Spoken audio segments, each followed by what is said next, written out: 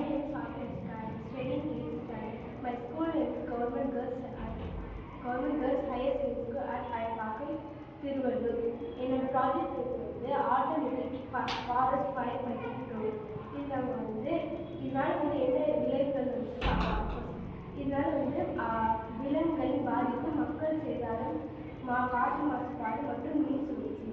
இதில் நம்ம IR sensor use பண்ணிக்கலாம். ஐஆர் சென்சார் தீ இருக்கிற இடத்த நம்மளுக்கு பார்த்து நம்ம சொல்லணும். எங்கேயாச்சும் புகை அதிகமாக இருந்தாலும் இல்லாட்டி நமக்கு வெப்பம் அதிகமாக இருந்தாலும் கூட நமக்கு சொல்லணும். அதுக்கப்புறம் நம்ம ஏஐ கேமரா சிஸ்டம் யூஸ் பண்ணியிருக்கோம்.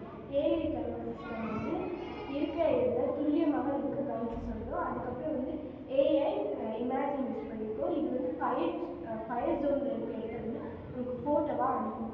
அதுக்கப்புறம் நம்ம ஜிபிஎஸ் யூஸ் பண்ணியிருக்கோம். ஜிபிஎஸ் இருக்கிறனால இது தாண்ட ஃபயர் ஜோன் இருக்கிற இடத்துக்கு போகும். அதுக்கப்புறம் ஃபயர் ஃபைட்டிங் யூஸ் பண்ணியிருக்கோம். இதில் நம்ம சின்னதாக ஒரு டேங்க் வச்சுருப்போம். வாட்டர் டேங்க் வச்சுருப்போம். இல்லாட்டி நம்ம ஃபயர் கெமிக்கல்ஸ் யூஸ் பண்ணியிருக்கோம். இது ரெண்டுத்துல நம்ம என்ன யூஸ் பண்ணிக்கலாம். இது பம்ப் மூலிமா நம்ம எடுத்துக்கலாம். வாட்டராக இருந்தாலும் கெமிக்கல்ஸாக இருந்தாலும். அதுக்கப்புறம் கம்யூனிகேஷன் சிஸ்டம்.